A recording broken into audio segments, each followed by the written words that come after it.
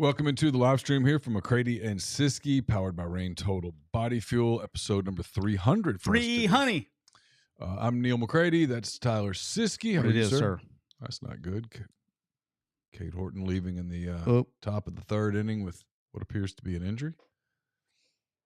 Maybe he just has bases loaded and want to get him out of the jam. No, he doesn't have an elbow injury. They came and looked at his hand earlier. He might just be a blister issue. But it's not tingling. They were looking at his finger earlier. He's not happy. No, he's not a happy person, but happens. Yep. With you guys for a little over an hour today. AJ McCarron about to join us as well. We're going to get right to it here in a moment. Please hit the like button if you are in. If you're not subscribed or following us here on YouTube, it's absolutely free. Hit the follow button. Hit the subscribe button. If you're a listener and you listen normally on Spotify, Apple Podcast, whatnot, hit the follow button there as well. We'd be very appreciative. All right, we'll get let me get my document up here. I've got multiple documents. I have another job that is busy on this Monday. No, and so I've got a lot of different files up, but that's okay. We'll be good to go. Don't let me forget BetterHelp, by the way. BetterHelp. Any particular time you want me to remind you? No, just remind me to do it during the show. Okay. All right, get rolling. Get to AJ in a minute as well.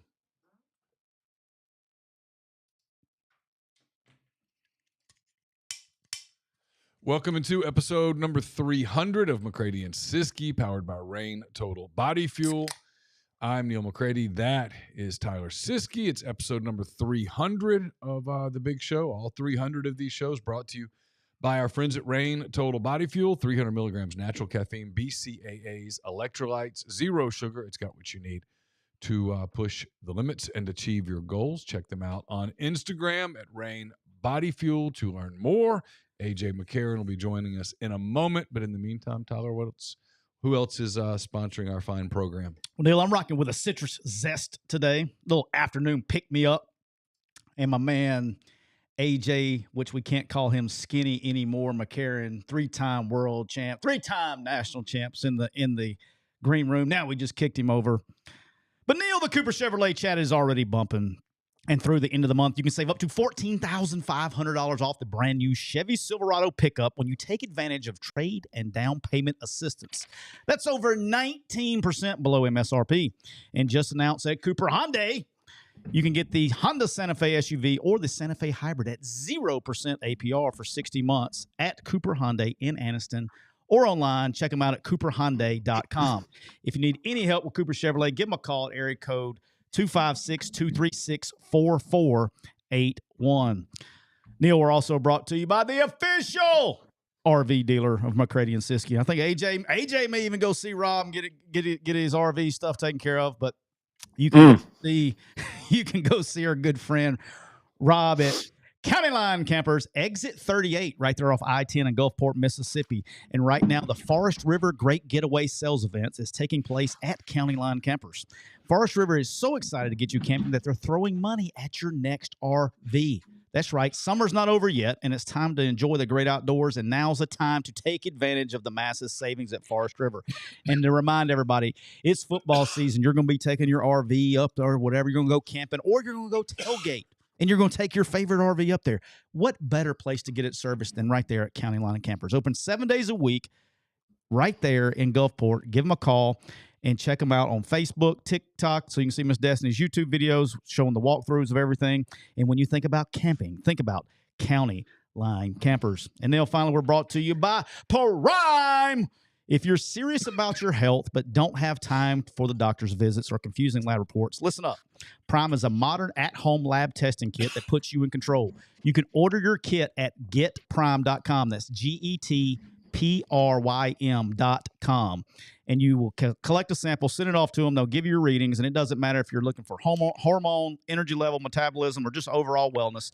They have a kit for you. And don't forget, when you go to checkout, AJ, and you're like, hey, you know what? I'm not a young spring chicken anymore. You know, what happened to me, AJ, is I let AJ outdrive me one time, and I said, I need to get my testosterone checked. That's what I got to do. I got to get my testosterone checked. And there's no better way to do it than at getprime.com. And when you check out, use the code MPW, and they're going to give you 20% off of your first order. That's right, getprime.com. How about that? How about that?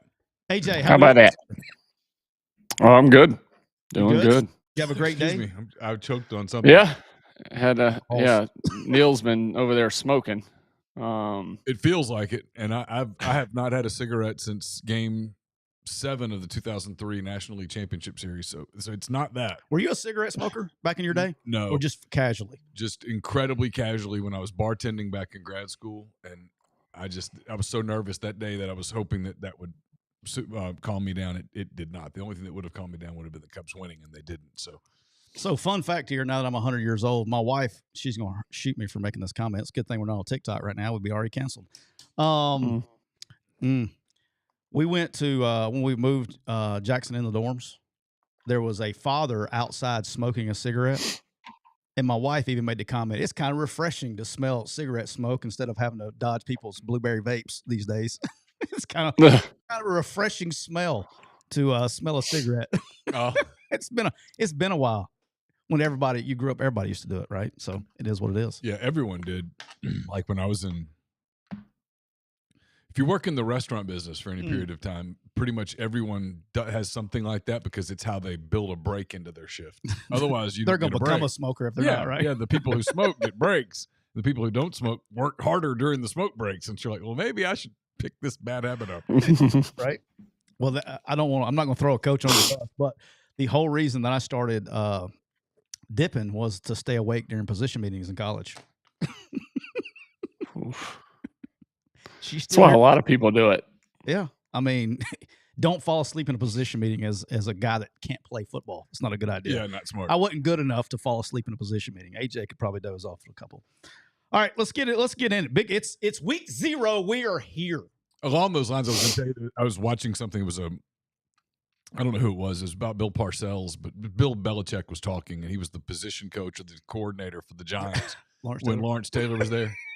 And Lawrence Taylor was late for the meeting, and after the meeting, Belichick told Parcells, "Hey,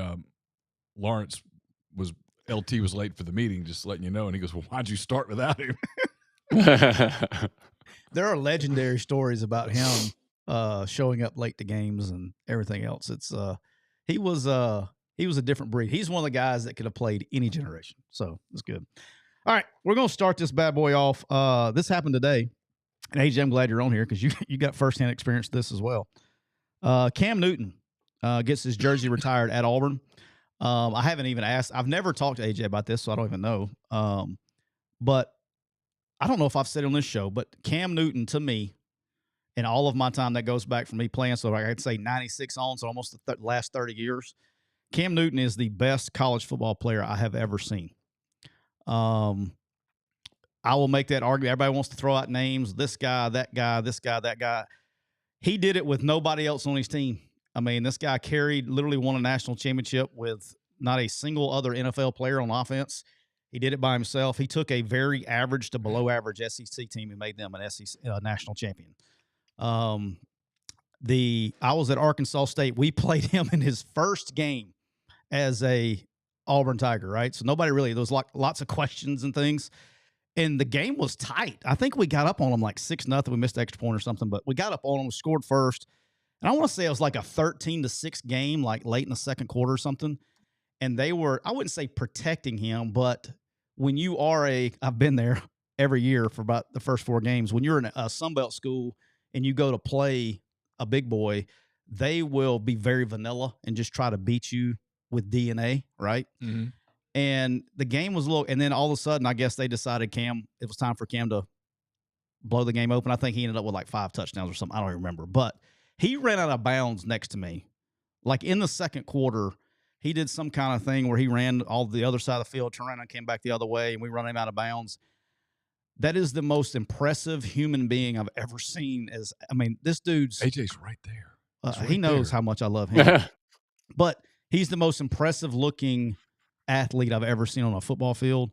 And then with Hugh's relationship with Gus, we spent the whole next year watching in the off season, you watch cut ups. We had every game, all 22 copy, and you're watching quarterback runs and things. And he was like, "Hey, let's put this run in." I'm like, "Coach, it's a great play, but that guy's a little bit different." And I tell people all the time, and I'm sure it will be replayed over the next few weeks and things. His run that he made, I call it his Heisman Trophy moment against LSU. They ran some kind of version of Q sweep power, AJ, but quarterback power, and there were 3 LSU defenders unblocked at the point of attack, and he ran through one, around the other one, and then outran the other one in the end zone. I'm sitting here going like, that's just not normal. So to me, the best college football player to ever play the game was Cam Newton. And AJ, I know you were there in 2010, and you were at Alabama when they had the comeback. I was just going to get your opinion of it, because I've never even asked you before. Yeah, I mean that hell, just speaking on that game was such a freak accident. Like it was just, That game was drunk. Oh, I mean you're winning the game. Hell, I think 21-0. Yeah, 20-something. Maybe it's 27-0. I don't know. I think it was maybe 21-3 at half. Something. It was by a lot, and hell, I still remember Mark breaking it and getting stripped from behind, and the ball rolling like 28 yards on the outside hash next to the sideline. Just wouldn't kick out. It didn't move. It end over end for 28 yards and rolled out of the end zone. And I was like, yeah, we're in trouble. Like shit like that just don't happen. But no, I mean, listen, Cam was an absolute freak at the position. And I mean, he'll definitely go down, if not the greatest Auburn player, but one of the greatest for sure. And then one of the greatest, QBs in college of all time. Yeah, he'll join Pat Sullivan, Terry Beasley, Bo Jackson, and now him having his jersey retired. And I didn't realize this until I saw the video. I didn't realize that no other player has actually worn number 2 since he got through playing. I didn't know that. But, I saw that in the video that they released today. But just hats off to him. He's doing a great job in his podcast now, 4th and 1 that he does. Yeah, he gets a lot of. What's funny to me is I love when people are giving him, they give him shit about the position. I mean, the guy was literally, if he hadn't got hurt, he was an MVP guy in the NFL. If he hadn't got hurt his shoulder, I was always curious of how long he could go. I mean, this guy was just different. And when you see, there have been other great players, right? I'm not saying, but when, like Joe Burrow example, well, Joe Burrow had Jamar Chase and Jefferson with him. He had a lot of guys with him, and it's hard to put those. And if you look at, which AJ's pointed out here before, if you look at what Bryce and those guys did at Alabama, of all the receivers they had with them, I mean, this guy truly did it by himself. And I really do believe that they were an average SEC team that became a national champion because of one player. And they found a way. And, dude, it was just I know I'm glazing the hell out of the guy, but I've always respected the hell out of the guy. I think he's truly the best I've ever seen do it. So there you go. Shout out Cam. Congratulations on that. I know that's probably hopefully it's a big deal to him. I know it is. He actually only spent 1 year at Auburn, but he seems to be very connected to the school. So good for him. All right, AJ, I can't, we're going to get into this.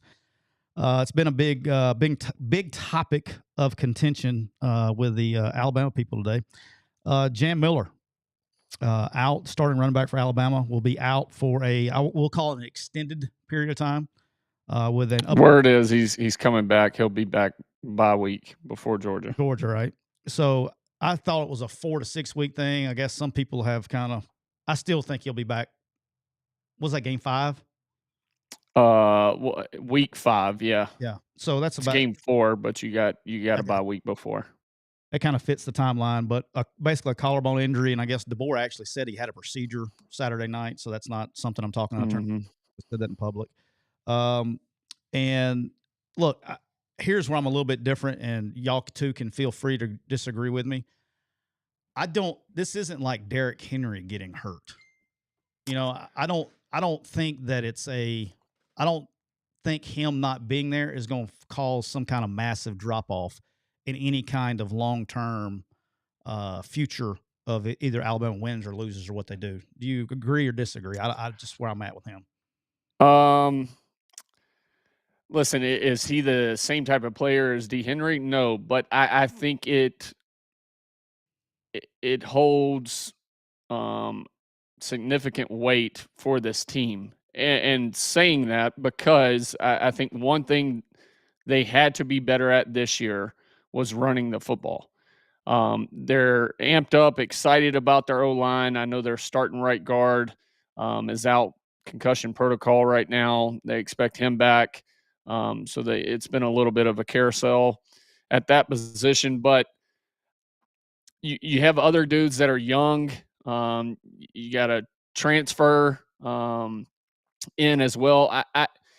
We were talking about this on our show this morning, but I really think it could go good or bad for Alabama, right? Because if I'm Ty Simpson, the one thing you want as a quarterback is you want somebody in the backfield with you that has some experience in protections. Yeah, and do what? I say that's definitely a safety blanket for him. Right. And knowing where to be. Is it a 2x2 check down? Am I crossing over like 1 by 1? Like where am I at? Is it a burst? So that's a big thing. Now, I also think this could help benefit if they have some production in these other guys.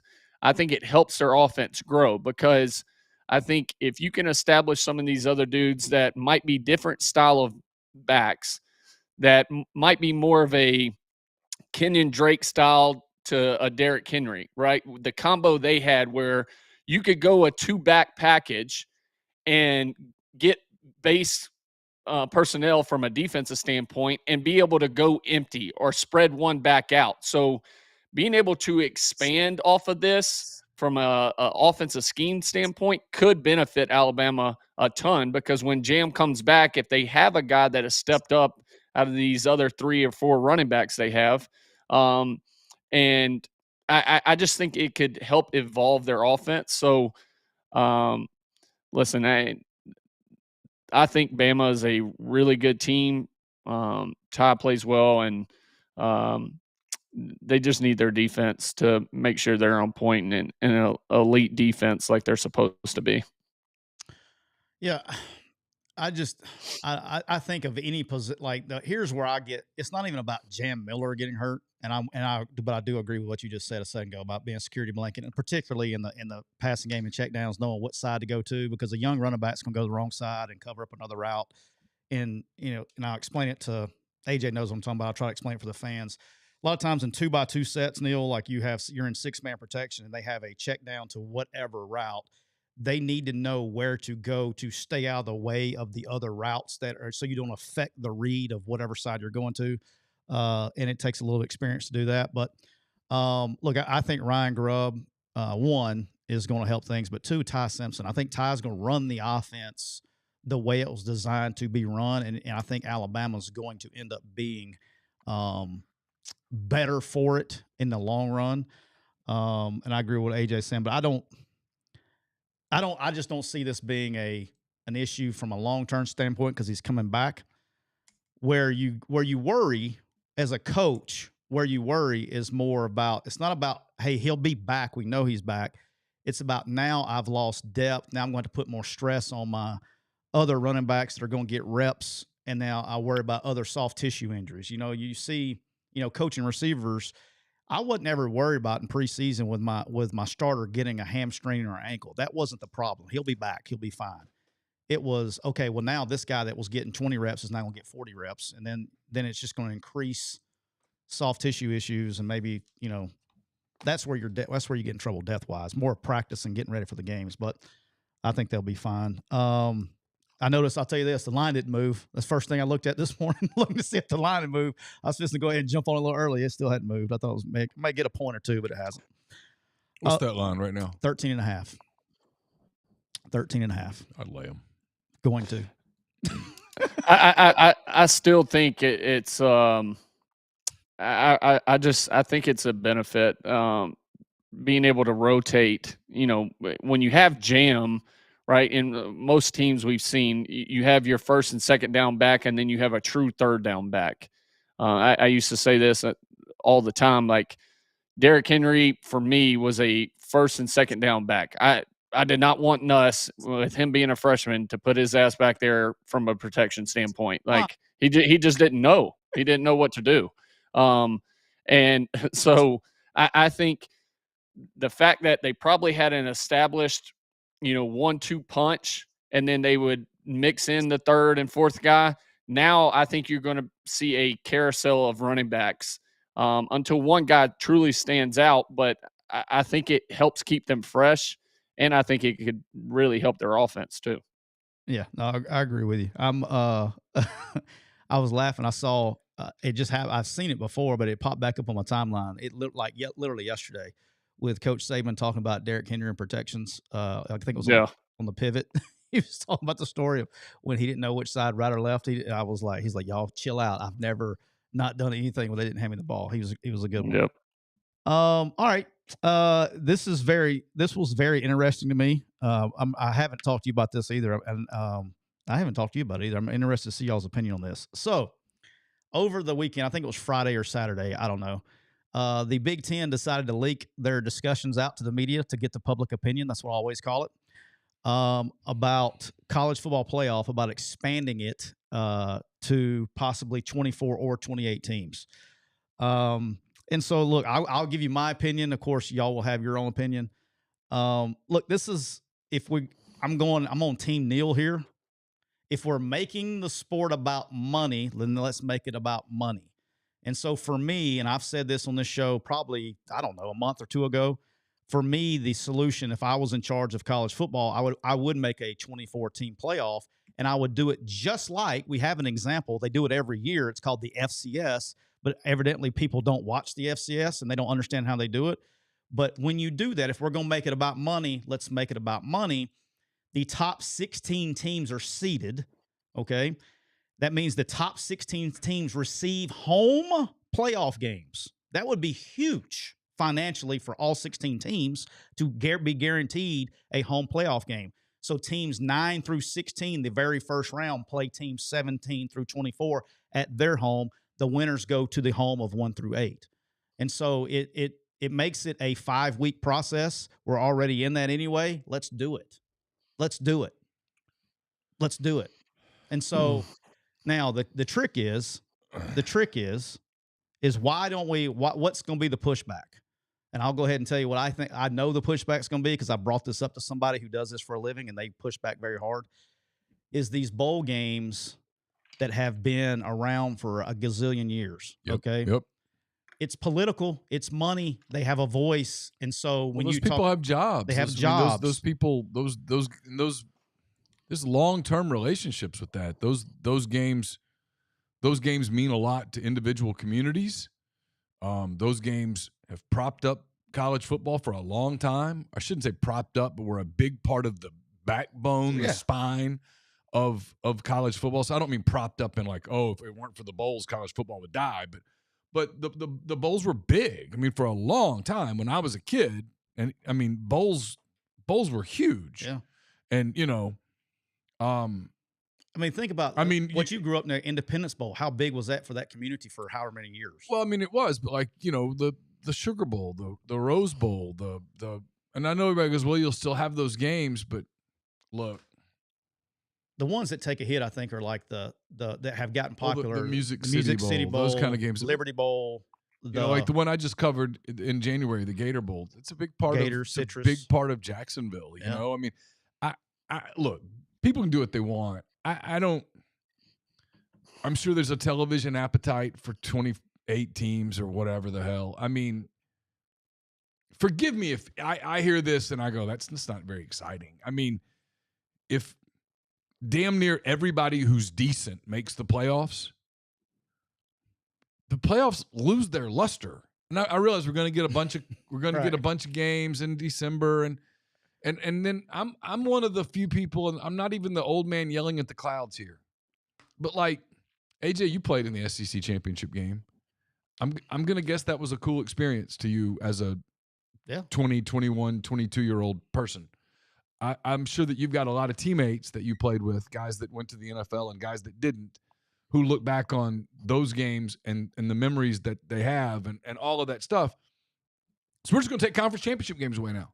We're just taking everything away. We're gonna go a gazillion teams. You are going to absolutely kill rivalry games. You're going to kill them. I mean, you're going to kill them. And I don't know. It's like, okay. I mean, I'm you know me. I'm not Mr. College Football. I mean, I'm very transparent about this. But like I've been around people for 25 years. I've worked in the state of Alabama for 10. They love college football because it's different. Their love of college football is about the pageantry and about the rivalries and about, I mean, God, I got in trouble the one year. I was like, hey, this one year, can we not say that the Iron Bowl is the biggest game in the country on a year when it wasn't, and CBS had just passed it over twice? So now we're going to go. I mean, if you're no joke, seriously, if you're Alabama, let's say in a 20, we got a 24 team playoff, or is that 24? That's 24. FCS, yeah. All right, so Alabama's got basically a top 8 seed wrapped up. A couple guys are a little banged up. They can't move. They can't move any higher than they are. They can't fall out of that spot by losing to Auburn. I mean, there's going to be a lot of pressure, but hey, let's go beat Auburn, right? It's the Iron Bowl. Well, Kalen DeBoer's going to go, or whoever the Alabama coach is. I need to get these people well. We're playing a home game in 2 weeks that means more than this game. I don't know. Is that really what college football is supposed to be? I don't think so. But look, I've watched this with absolute fascination over the years. You know, and just like, okay, you guys, you're getting what you wish. And there's a lot of people that I've heard over the years say, I don't watch the NFL.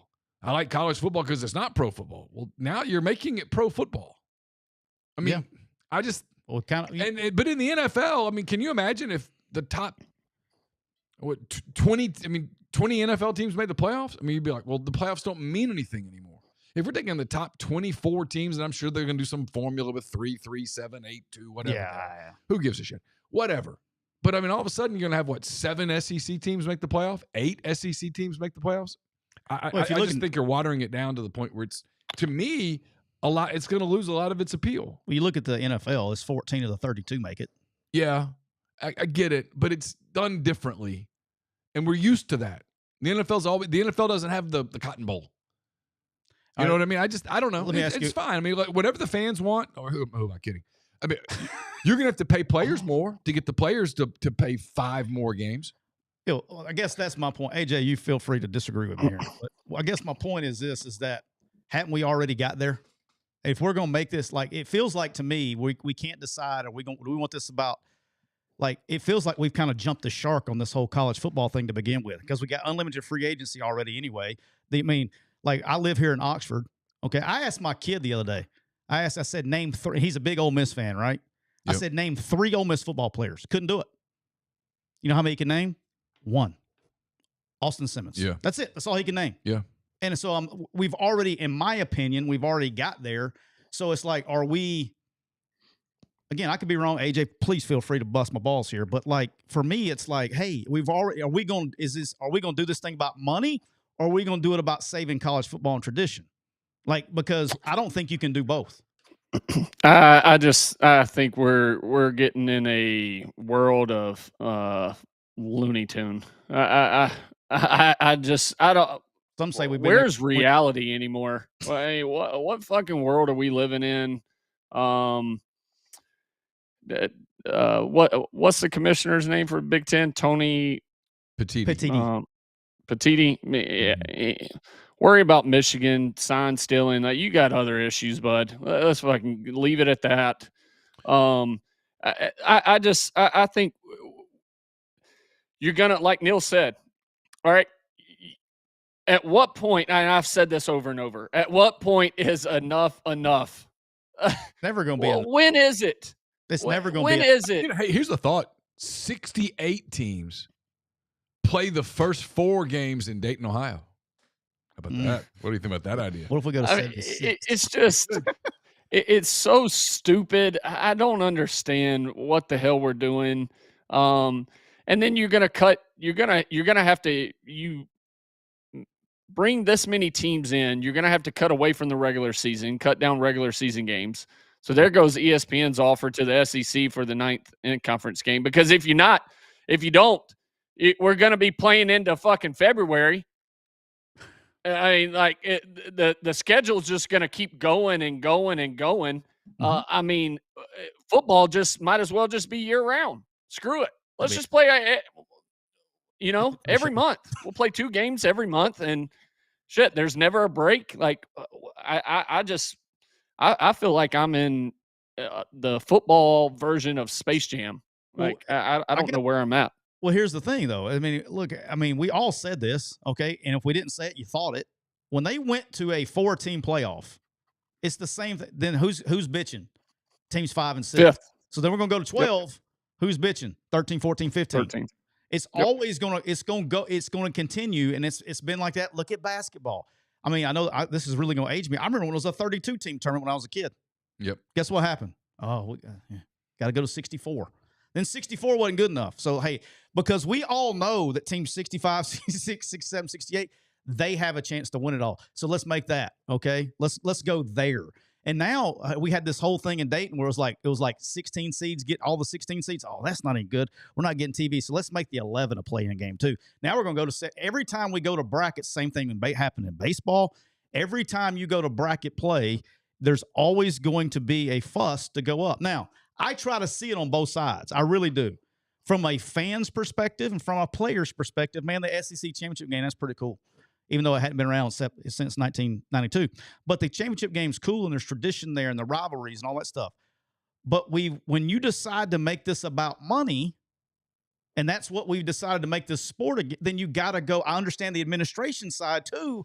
We're like, hey, guys, we can't just be paying all this money to players and doing all this stuff. If we're going to do that, you have to give us an opportunity to make the money to pay them. And so that's where I'm like, I get it on the other side of it. It's the same thing when it comes to SEC playing 8 games or 9 games. If you ask a coach, any coach that coaches in the SEC, nobody's going to vote on 9 games. No one. They're all going to vote on 8 because they don't want another loss. But if you ask every AD, they're going to be like, yeah, hell, let's play a 9th one so we can get another $10 million, and I ain't going to do that. So it's like, at the end of the day, and I'll say this was kind of my whole point of bringing this topic up. At the end of the day, the whole reason we can't, and I kind of got to this conclusion as I was writing all this stuff out today. The whole reason we can't fix college sports, it's not because there's no solution. The whole reason that college sports can't be fixed is because of fucking politics inside the profession. It's because you got a bunch of dumbasses running it. That's why. Well, it's not even that. They're not as they say dumb things, but they're trying to protect their investment. They're trying to protect their jobs. You know, it goes back to the 2014 playoff thing. They're already the people who has spent millions of dollars for many years, have run all these bowl games. That was the whole reason we didn't have a playoff system to begin with. They were the ones that kept from the playoff system to begin with bowl games. And so now you're going to take more bowl games away from them. That's who's going to fight this thing. And so we keep trying to do things to, like, there's the break off. Hell, everybody knows break off and collective bargain is the way to do things, but why aren't you going to do it? Well, Greg Sankey pretty damn powerful. He don't want to lose his job or use his stroke, and he shouldn't. He's the best. Should be the commissioner. But none of these guys want to lose their, conferences and traditions and all that stuff. Well, hell, we've already done that. We've already done that. Like, to me, when you don't know who's playing for your damn football team at all, you've lost it. When you look at your right, and you can't. I mean, how long ago? Serious talk. I mean, you've covered sports for a freaking 100 years. Okay, not that old. I know, but there was a point. You had hair. There was It's true. There was a time when you covered Auburn. The casual Auburn fan could have rattled off 10 or 11 starters on that football team. Oh, more than that. But because for example, the first Auburn team that I covered, that was it was Ben Leard and Rob Pate and Heath Evans. Yeah. Cole Kublik. Yeah. Alex Lincoln. A bunch of guys that played there 3, 4, 5 years, right? So you had guys that were there when they were bad, went through a coaching change where a coach quit in the middle of a season and they stayed. Didn't really quit. And then, but you know what I mean? it went through a transition to a coach. Had a team that went to the SEC championship game. I mean, those are the fans. I mean, all jokes aside, fans get attached to those guys. Yeah. Those guys wore their uniform for a long time. Those guys went to their school. Those guys cared about their school. I mean, I can tell you, I covered those guys, and those guys cared about Auburn. Yeah. It meant something to them. I'm sure that when AJ was at Alabama, he played with a whole bunch of guys for 4 years, 5 years, that by the time it was over, those guys cared a whole lot about Alabama. I think you're getting that out of the sport, and now you're taking away, I don't know, I think they're playing with fire, but I've said this consistently. I'm wrong because I'm thinking about this rationally, pragmatically, and there's nothing about the sport right now that's rational or pragmatic. People still go to the games. Yeah. Are there lots of people that go to Bryant-Denny and Jordan-Hare and other places who are like, I don't know who that is? Yes, but they don't care. They love it so much. It's the power. It's what saves it at the end of the day is the power of alma mater. I mean, I'm a unicorn. Not many people exist like me who don't really have any thoughts about schools and alma maters and stuff. I grew up a pro sports fan. All that stuff never mattered to me. Most people, though, they love it. They go back. It's this place. It's romantic. It's the whole thing, and they just overlook it. And college, the people running college sports who often don't really seem to make very good decisions, they benefit greatly from that. Because if you ran a business or a professional sport the way that you're running college sports today, they'd fold. Yeah. They'd fold. People go to the Bengals games or the Bills games or whatever. It's not just laundry. They're cheering for their guys. Like if the Bills make the Super Bowl, they're as excited as Josh Allen making it as they are the Bills making it. They're cheering for people. And you're losing a lot of that at the college level, but it doesn't seem to matter. I mean, AJ, I'm asking you here. I mean, how, in my opinion, I mean, not your class, but like, how big of a deal, like, seriously, I'm going to ask you, I've never asked you this. How big of a deal was it to you personally to have your handprint and cleat print and ditting chimes? Well, I mean, a ton. I mean, I didn't grow up an Alabama fan, but my family, they were all Alabama fans. And not only for them to have a, McCarron blood, have a handprint and a footprint there for the rest of time, and for my kids to go back and see, like, that means everything. And I think that's what I was getting at is like, okay, now how important that was to you, how important it is to the fans and all that stuff. Like, have we gotten to a point to where there's going to be people putting their cleat print and foot and handprint and Denny Chimes that was at Alabama for 1 year? Yeah. 100%. You know, 100%. You get what I'm trying to say there? Yeah, is like, we just keep you just change the traditions. They're the same. You just change them. You just change the standards for them. And I mean, they're taking all tradition out of college football. I mean, they're ruining college football. I don't know what else to say other than that. Like, except for the fact that to this point, I mean, you and I are on the same page on this, except for the fact that when I look up, the TV ratings are high, the stadiums are packed, people are still giving their money freely to go to collectives. No one's got a gun to their head going, hey, if you don't give to the collective, it's night, Johnny. No, people do that of their own volition. Yeah. But I'm with you, taxes, Neal. I think that's right now. But yeah. I think if you expand and keep changing, I don't think the crowd will change with you. I think it flips then because you're already having pushback now. I mean, it's finally starting to come out, like people speaking out against giving to the collective. Charles Barkley is one of the biggest names to ever come from Auburn, and I mean him coming out speaking out against it, like. It's going to start with him, and then it's going to go to more and more. Hell, I was with one of Alabama's biggest boosters last weekend, or the family of him, and even the sons were like, there's no reason to keep giving. Like, what are we getting from it? There's no return on this.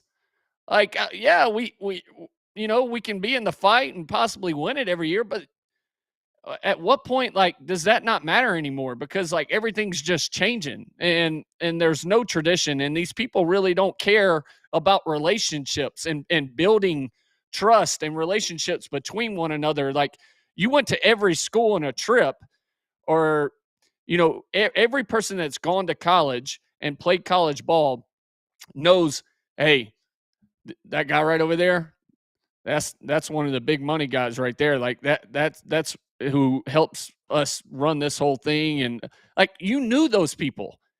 Those kids aren't going to care who the hell who is, and they're not going to build any relationships off of it. They're not going to have anything after football. Like, you're just taking away from college football as a whole. It's ruining college football.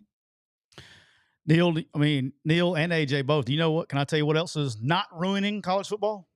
Kia of Meridian, because it's summertime, AJ, and it's hot. But the deals at Kia Meridian are even hotter.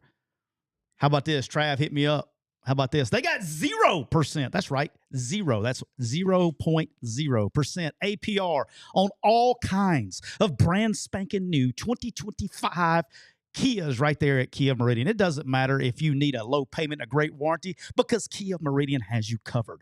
With payments as low as $379 a month. School sports are fast approaching, so go get them in a Kia Carnival, AJ. Give them a ride in a brand new Kia Carnival. They have over 70 brand new vehicles in stock, so make sure you give them a call at area code 601-483-6444. And don't forget, AJ, you know what happens when you get a vehicle from Trav over at Kia Meridian? You're going to go, Trav, I need my 0% APR. And Trav, let me pull out and spin the wheel. And win all surprises like a PS5, an Xbox, a TV, and more. So check them out at Kia of Meridian. We're also brought to you by the official RV dealer of McCready and Siskey, County Line Campers right there, exit 38, I-10 in Gulfport, Mississippi, with the best service department on the coast. Right next to the Gulf of America is located County Line Campers. They also have a great Forest River getaway sales event going on right now, so it doesn't matter if you need new or pre-loved RVs. They will get you set up in any way that you want it. You can check them out at countylinecampers.com, and don't forget to get your stuff serviced as we get ready for the football season. Go see Rob and Miss Destiny down at County Line Campers, exit 38, I-10, open 7 days a week right there in Gulfport, Mississippi. AJ, how about this? This is brand new for you right here. We're also brought to you by Thompson's Paint and Body Shop, AJ, right there in Sarah, Alabama. How about that? Right up the road from AJ, right there in Saraland. I'm going to get good at these locations, because do you know they're right off of I-65, right there, Saraland, 703 Saraland Boulevard, just miles off I-65 and exit 13, AJ. How about that? I played golf with Don yesterday. Did you win or Don lose? Thompson.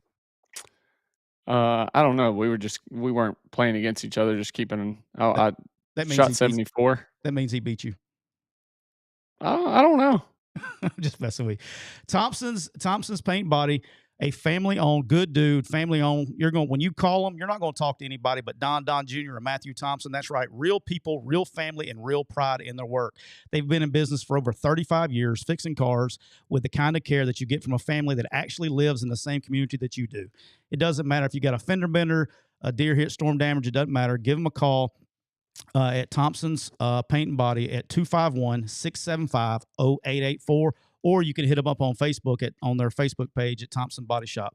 By the way, Don hit me up the other day. Somebody from the show reached out, and they got somebody had a little fender bender, hit a deer, and thanks to the show, they took it over there and saw him. And so shout out to everybody, their fans, for doing that. Take care of our folks that take care of us. Neal, tell us about BetterHelp. How about that? I remember. This show is also brought to you by BetterHelp. MPW Digital, sponsored by BetterHelp. These days, it feels like there's advice for everything: cold plunges, gratitude journals, screen detoxes. But how do you know what actually works for you? With the internet and information overload about mental health and wellness, it can be a struggle to know what's true, what actions to take these days. Using trusted resources and talking to live therapists can get you personalized recommendations and help you break through the noise. It's helpful for learning positive coping skills, how to set boundaries. It empowers you to be the best version of yourself. It isn't just for those who've experienced major trauma. With more than 30,000 therapists, BetterHelp is the world's largest online therapy platform, having served more than 5 million people globally. And it works with an App Store rating of 4.9 out of 5 on more than 1.7 million client reviews. It's convenient also. You can join a session with a therapist at the click of a button, helping you fit therapy into your busy life. Plus, you can switch therapists at any time. As the largest online therapy provider in the world, BetterHelp can provide access to mental health professionals with a diverse variety of expertise. So talk it out with BetterHelp. Our listeners get 10% off their first month of BetterHelp because by going to betterhelp.com/MPW. That's BetterHelp, HELP.com/MPW. And it feels like we've been distributing some life advice a little bit today. I'm not sure anybody's listening. But life advice presented by our friend Cole Walters of State Farm Insurance. Cole, licensed in auto, home, life, health, business, and pet insurance for the whole state of Georgia and the whole state of Alabama, too. So you can contact Cole at 706-525-7850. You can also find him online at ColeWaltersInsurance.com. All right. So we talked about it a little bit Thursday, and then the penalties came out Friday. Michigan basically got off with financial penalties without going into great detail. About 10% of their athletic budget, they financials on scholarships and things like that. But basically, they're going to lose about 10% of their annual budget. And it seemed to, I don't know. I have such a different outlook of this. I'm talking about the Twitterverse went ape shit because they didn't punish him enough. They didn't get enough punishment. And then some poor lady, I felt bad after I did it. Some poor lady was like, well, maybe this shows the NCAA, all the football teams would need to learn how to take shortcuts and cheat to help them win. I'm like, it's been going on for a minute. But look, made the point that there was basically people that come out and say, oh, there's nothing happened to Michigan. Yeah, it did. There are people who's like, Connor Stallions will never be able to get another coaching job. The people who did the crime will probably never be able to coach ever again. I don't know what else you want from, the people are like, oh, the vacated wins. Who gives a shit? When Reggie Bush got his Heisman Trophy taken away from him, did they go and give the Heisman Trophy to the second place winner? No. If you vacate somebody's title, do you have to ship it to whoever you beat? No, you lost the game. Nobody gives a shit about vacated wins. There's nothing worse than vacated wins. That's the easiest punishment of all time. If it took me cheating to win national titles and then you're going to vacate my wins, they're not going to come to my house and take my rings away from me. I got them. There's nothing they can do to take it. But I don't know. The whole show cause stuff, the things that they'll never be able to coach ever again when you're ruining somebody's career, not over a felony, over a rule of a game that they broke. I think that's punishment enough. But what do you think? I didn't even talk to you about it, AJ. What do you think about it? Could the NCAA actually take away the championship? They have. It's not given by the NCAA. It's given by the FCS. So I do know this. When I was at St. Paul, so I was at St. Paul's, and I came back to Arkansas State. In the time that I was gone, they won a Sun Belt championship, and they had a trophy in the room. They actually had to mail it back to the Sun Belt Conference. Hey, but guess what? They put another one up there. Oh, they had to mail the official one back. They put another one up. I guess somebody made it, but sorry, Sun Belt. We had a version of that trophy up there the whole time.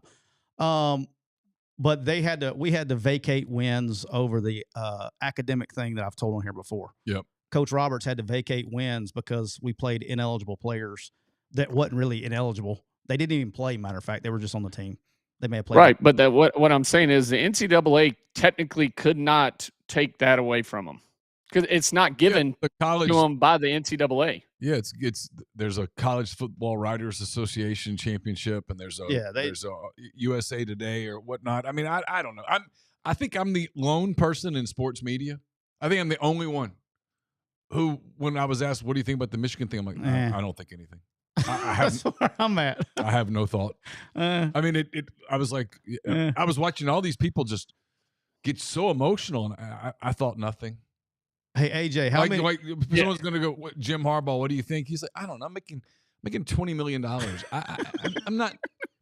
I don't think anything. I mean, we won. They won. I mean, even if you go to Ann Arbor in the middle of the night and break into the building and take the trophies away, they still won. There's nothing. Everybody who was ever there will remember them winning. So unless you could come up with some sort of a way to go into every person's brain who saw that and remove that memory, the Men in Black flasher.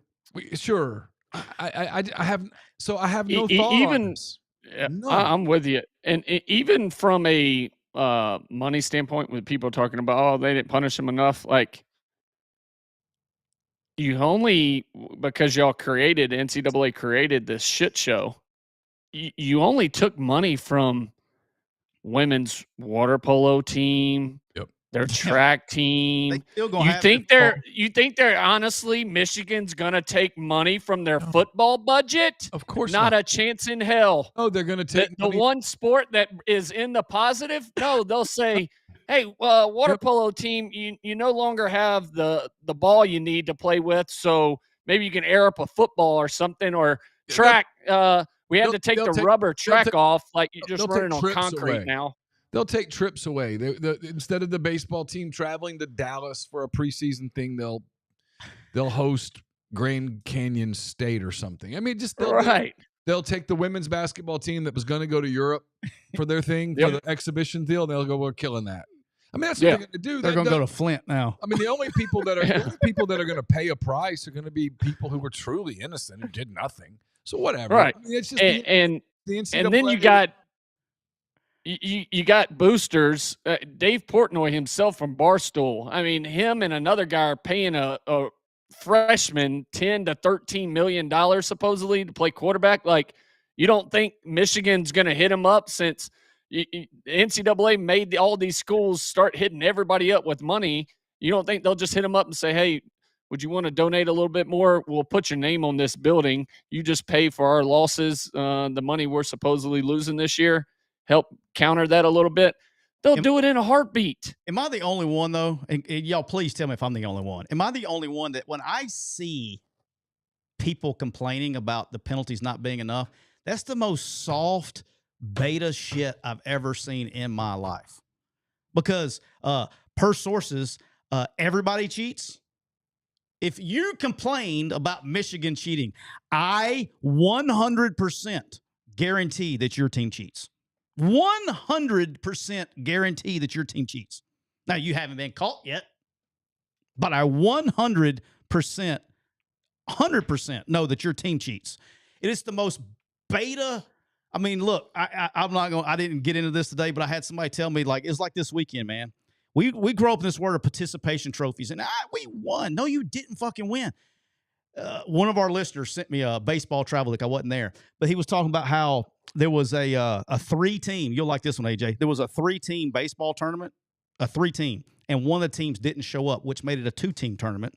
And the team got beat 21-0 and 19-1, and they brought rings out and gave it to the other team and took pictures. That's what we're dealing with right here. So it's travel baseball complaining about Michigan's penalties. That's what we have. Listen, true story. How about that? Like, Neal, come on, you know that's bad. You know that's bad. Oh, listen, this was the one tournament. All right, we played in the Perfect Game World Series in Gulf Shores. We won that. We go down, I think, to Grand Slam World Series in Panama. That was like the final year. It was vacation, everything. This is one of, I think, three other tournaments all year we didn't finish in the championship game. So we're walking out. Kids are pissed. Everybody's crying. My oldest, him and Cash, my middle one, are absolutely just pissed. They didn't make it a championship game. Then we get called over to the tent on the way out by the exit, and they're like, "Oh, you got to come get your trophy." Mm-hmm. And I'm like, and so my son's like, my oldest, he's like, "Trophy? We didn't win. What the hell are we getting a trophy for?" I couldn't even be mad at him. Like, I'm like, it's pride. Yeah, I'm like, Raising awesome, right. dude. Yeah, I'm like, yeah, you shouldn't get a trophy. Like, Trip and Cash didn't even want to take a picture with it. They were just pissed off. And then, the other kids trying to give me the trophy, and Trip's like, we don't want that. I'm like, what the hell are we getting a trophy for? Because we came in third? Raising them right. That's what I'm talking about. Let's go. I was hoping you was going to tell me my man Cash said that. Right. Cash was pissed. All right. No shocker here. Joey Aguilar was named quarterback 1 at Tennessee, and Julian Sayin named quarterback 1 at Ohio State. There literally has not been a single surprise from what we said way back in March or whatever about who we thought were going to be the quarterbacks, except for Aguilar. That happened a little later. I don't know. I still think from a Tennessee standpoint, I would almost I wouldn't be shocked if like McIntyre gets a shot at some point in time in this year. I don't think this changed the calculus for anybody. And then Julian Sayin at Ohio State, I think we all knew that was going to be the guy going in. I don't think that really changes any calculus there. What it does make interesting is I will be looking at the under number in the first game with Texas and Ohio State. You got two guys that are starting a big game for the first time in their career. So I will be checking that out here in about 12 days. Two guys that were highly recruited for damn sure. Oh, yeah. No, I mean, and look, Aguilar, for me with Tennessee, and look, he could end up being he could end up winning the Heisman Trophy, okay? But my common sense approach to this, I'll bet that he doesn't. Is he went 5-6 at App State. I don't know how he can make the jump to Tennessee and they go 10-2. I think he's a solid quarterback. I think he won't and they won't. They got good players around him, the whole deal. I just personally, I don't see it. He may shut me up and win the damn Heisman Trophy. Tennessee will be one of the most interesting stories of the year because it will be fascinating to watch the fan and media reaction to losing games because you don't have good quarterback play when they probably did. There's no probably. They absolutely did the right thing. Yeah, you can't blame Heupel. No, well, you want to bet? Oh, they're going to. And so I'm fascinated to see what happens when the crossroads of, okay, well, they did the right thing. They did the rational thing. They did the thing that makes the most sense for the future of the program, but they're paying the price now.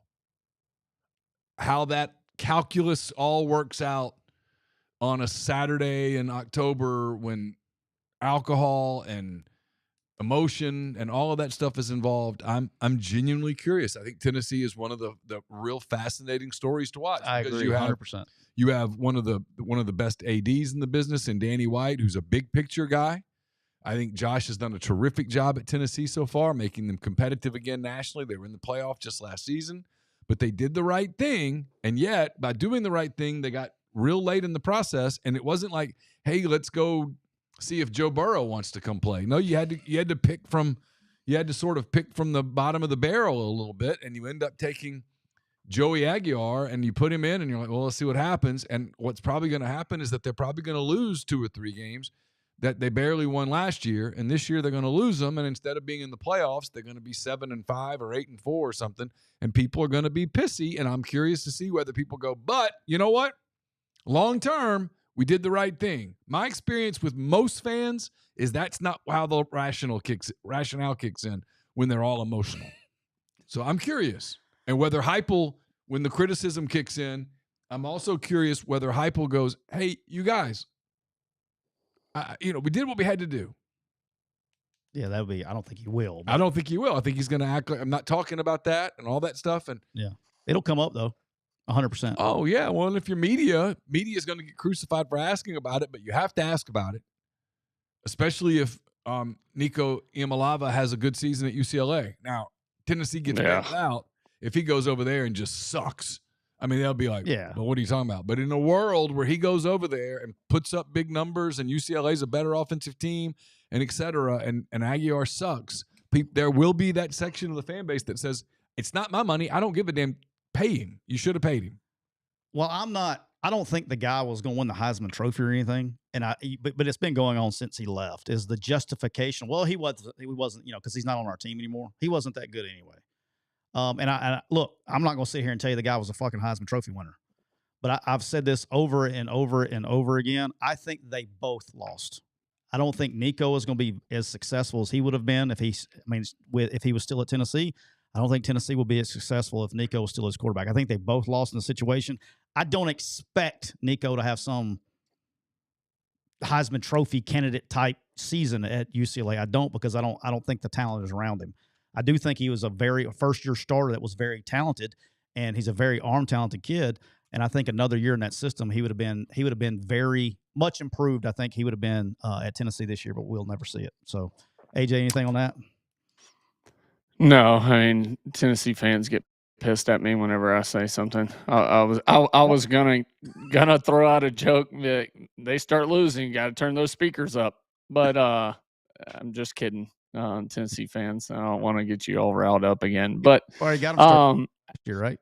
Yeah, but on the Nico side, listen, I love Coach Josh Heupel. I think Hype is one of the best in the game by far. I don't see Nico. And can we blame it if he doesn't play well? Can we just blame it on, oh, well, he's playing with lesser talent?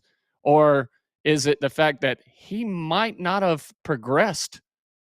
Because there was times last year, yes, he was able to show flashes of a ton of talent, but he also had a ton of stupid ass throws that I remember watching and bad reads. And is it maybe he does the same thing and he's not progressing, and it wasn't a good move for him from that standpoint either? Because UCLA just fired everybody after having the head coach's first year last year when he picked the OC from Kansas City. But hey, guys, the enemy. I'll say this. You can say what you want. It didn't work out for him, blah, blah, blah. But all he did was take advantage of the rules. The rules let him leave in May. So he left. The rules, I mean, it's against to AJ's point. The rules took advantage of him on this time. Yeah, but you understand the lost point. $700 But at the end of the day, he didn't do anything wrong. It's why when all these people vilify him, I'm like, the rule let him leave. So he left. So sure, he didn't get the money he thought he was going to get, and the people around him thought he was going to get. But the bigger story here is that this is what sucks. This is what sucks is like you can put a team together and you have this plan for a team, and then in March someone goes, I'm leaving. Peace out. And he didn't break any laws. No. He left. The option was there for him to leave and go to a non-SEC school, so he did. All right, let's look at I hate it for Tennessee because the SEC is fun when Tennessee is a really good team. Yeah. I mean, like it makes the Saturday games fun. The Alabama and Tennessee game is one of my favorite. And when Tennessee sucks, I mean, it's nowhere near as fun to watch. Yeah, I think, the interesting thing is Brent's in the Cooper Chevrolet chat says Nico will not be the last guy to bounce in March. The difference is that, and this is where essentially where he ended up taking a cut, is you can't transfer SEC to SEC. So you're cutting out a big portion of the people who can pay the money. Yeah. So that's kind of the issue there. All right, let's transition. Last thing we'll go over today, okay, is the week 0. AJ, before we do that, let me tell you this. Yep. We're brought to you by Andy Ludicky, myperfectfranchise.net. Listen, if you're looking to get out of corporate America, you're looking for your next business adventure, Andy can help you. Big-time college football fan, franchise veteran. He'll work with you, help you with find a franchise, a business that fits your DNA, your skill set, your goals. Awesome guy. Loves to help other people. All you have to do is get in touch with him. It's 100% free. It's no-brainer for those of you looking to get into business ownership. Call Andy. Tons of business experience. Lean on him throughout your process. It's Andy at myperfectfranchise.net or 404-973-9901. Also brought to you by our good friends at Parish Brewing Company, located in the heart of Cajun country right there in Broussard, Louisiana. Parish's simple goal is to make awesome craft brewed beer. They do it quite well. They got Dr. Juice, got Ghost in the Machine. It's a fantastic double IPA. They've got Pescador, Envy, Parish Pilsner, and much more. Wherever you look for beer, whatever beer you like, look for Parish Brewing Company at your favorite bar, your favorite restaurant, favorite grocery store. When you find Parish, give it a shot. You'll be glad you did. All right, week 0 games, and then we're going to get out of here. AJ is going to join us with a competition, so he'll be on Mondays. Neal, this is how we're going to do this. He's going to be on Mondays, okay.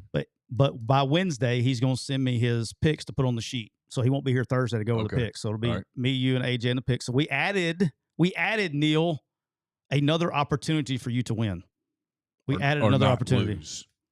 AJ is. You've added another opportunity for me not to lose. Okay. Well, yeah, you could win. I mean, conceivable. like AJ Neal plays the he would be a perfect college football coach because he plays, well, I'm just not any good. We're just gonna try to show up and give it 100% every day. He forgets that last year it came down to the last game of the year. I can tell you that my team would never talk trash. Yes, my team would be disciplined as hell in terms of media message. He is not. We a trash would never talker. talk trash. No never, bulletin board material. Never. None. Zero. He's good at that. So don't let the look. Here's what happens. AJ last year he did this trick, tried this to me last year, and then hell, I looked up like week 9. This dude's up on me like 10 units. I was like, holy shit, I gotta get my shit together. He sneakily tries to get you. So what AJ will do is he'll send us the stuff on Wednesday, and we'll get it on our sheet, and then I will go over his picks, or I'll announce his picks. I'm not gonna really go over them because he has his reason to pick them. So week 0, we have 4 games. This is like our preseason. Okay, AJ. There's no wins, no losses. You can pick any pick that you want. We'll just have 4 picks this week on the card. It'll be a nice little preseason opener. So game number 1, 11 o'clock in Dublin, Ireland. The Iowa State Cyclones, my guys, are playing Kansas State, 11 a.m. Central Time. Kansas State is favored by 3 points. It is a 49.5-point total. Okay, so I got to educate AJ on this stuff. This is how you know you got a shot right here. AJ, that means that if you picked Kansas State, you would say Kansas State -3, which means they have to win by more than 3 points. Mm-hmm. If you pick over or under the 49.5, that means you think total points will go over that amount. So if the final score was 28-27, that would be 55-point total. That would be over. Okay. All right. So that first one is -3, 49.5. I love my Cyclones here. I'll go ahead and tell y'all right away. I'm rocking with my Cyclones. It is an emotional bet here. These are my guys at, I'm a really, really, really big fan here of Iowa State. I think they got a chance to actually, both of these teams have a legit chance to win the Big 12. It is probably going to be a sneakily, for a week 1, game 1, it's probably the best game we've had in a couple of years. This is going to be a really good football game. But I am going to rock with Beck and the Iowa State Cyclones on Saturday at 11 a.m. Are you going to be up watching 11 a.m., AJ, or what we got Saturday? Are you fired up? What are we doing? Yeah. I will be traveling to Chatham, Alabama to play in a golf tournament. Oh, that's right. That's right. Is that? I thought that was this week or next week? This week, and then on Monday starts the other golf tournament. Oh, okay, that's right. He's not going to be here next Monday. I forgot to say that. Yep. AJ's trying to join the tour.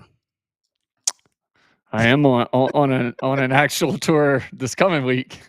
500K, Neal. How about that? I know. About that. It's a real deal. Like walking the course, everything. Three whole days. The Pro Rivals Tour is coming to Fairhope, Alabama at the Grand Hotel. Yeah. And so playing it's pretty sweet. Let me show you how well I know this guy. Over or under today, you spent over 3 hours on the simulator today.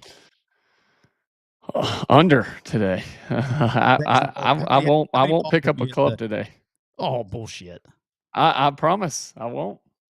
Not today. Guarantee you my man's going to put in about 25 hours of practice between now and next Monday. He takes his shit serious. I played yesterday. I got to give my body a day to recover. Yeah, they make gummies for that. Yeah, all right. The next game will be an early afternoon game. We get Dan Mullen. Dan Mullen going to play Idaho State. That will be a very highly watched game. It'll be probably the highest rated Idaho State game in the history of time because there's nothing else on. It's the only game there. I will be the sicko watching the running Rebs.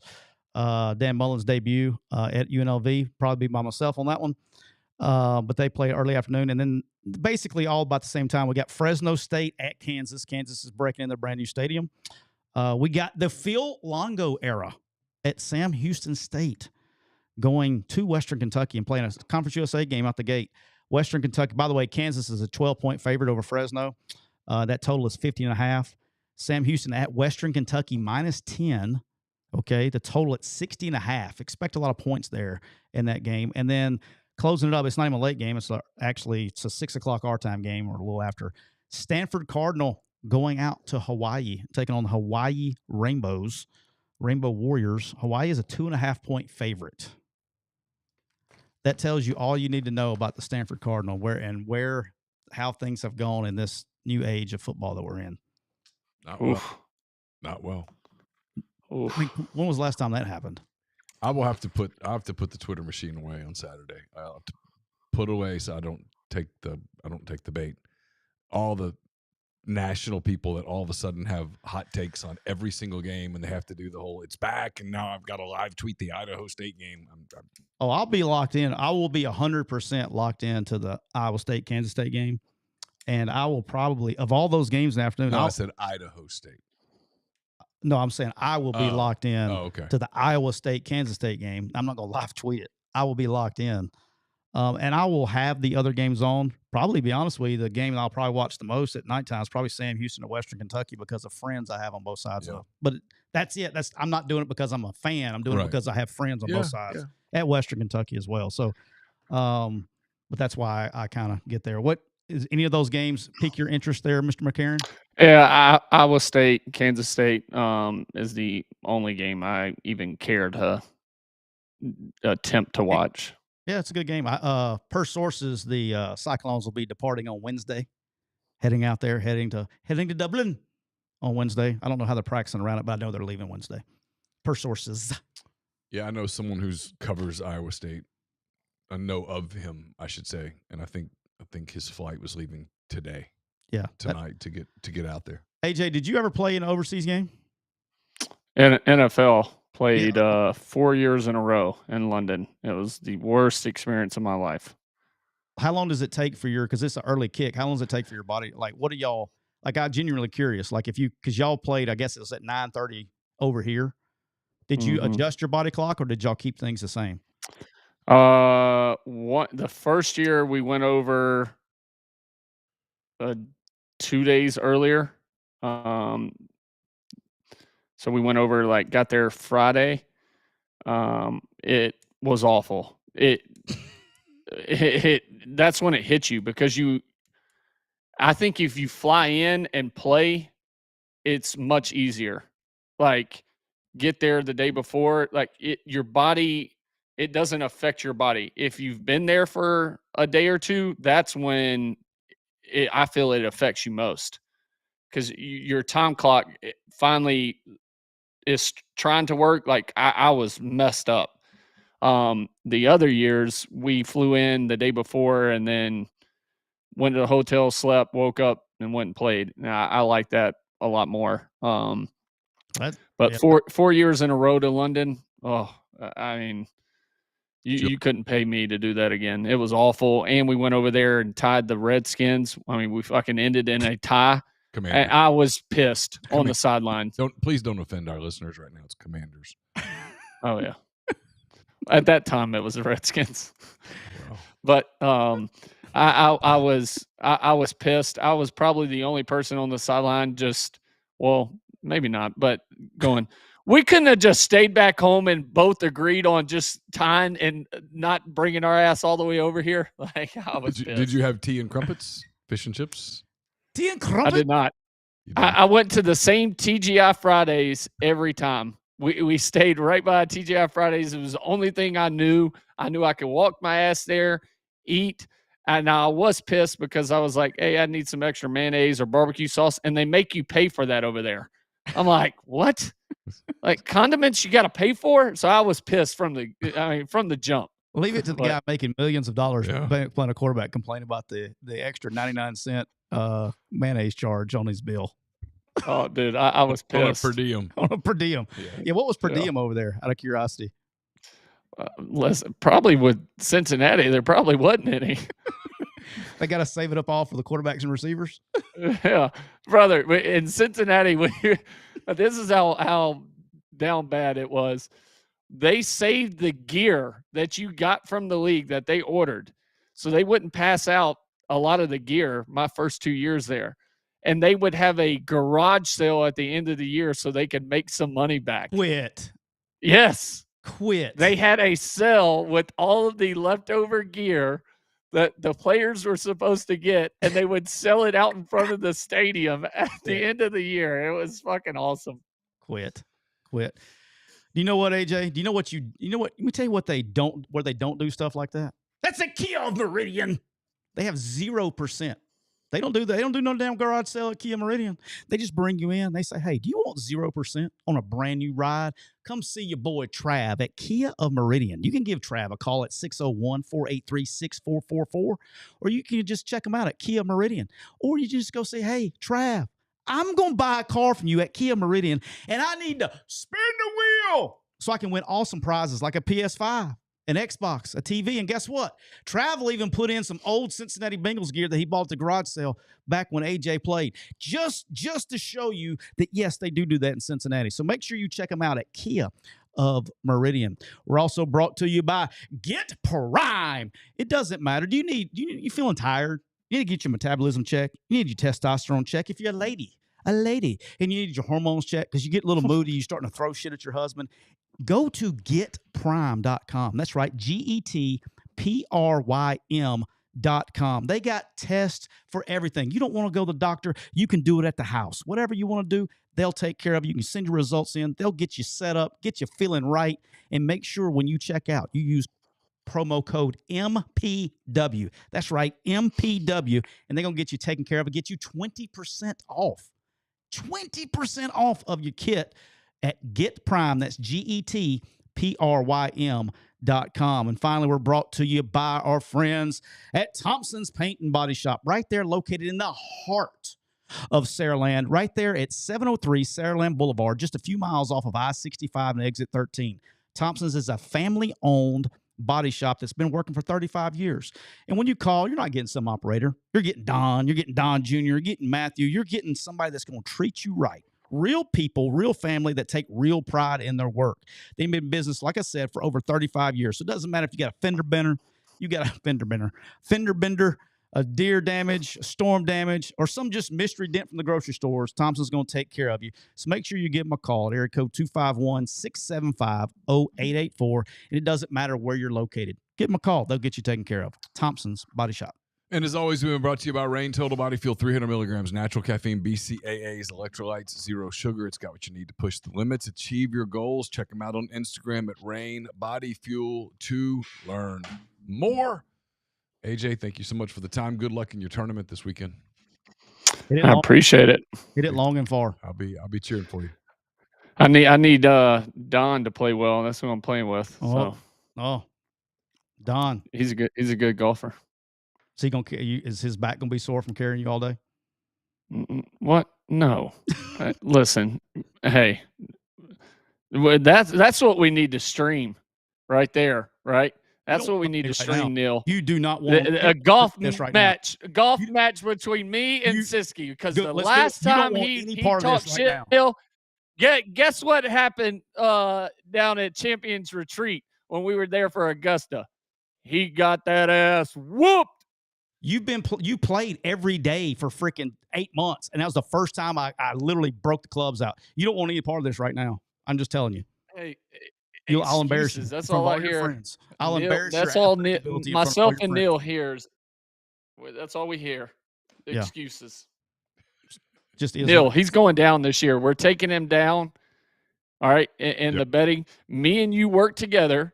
Okay. We get our resources up. You already have a bad plan. Your plan sucks off the gate. Go work with somebody else, and you'll have a shot. Trust me. Give Grind a call. He'll get you in the right place. Grind will help you. All right, we'll be back on Thursday. For AJ, for Tyler, I'm Neal. Take care.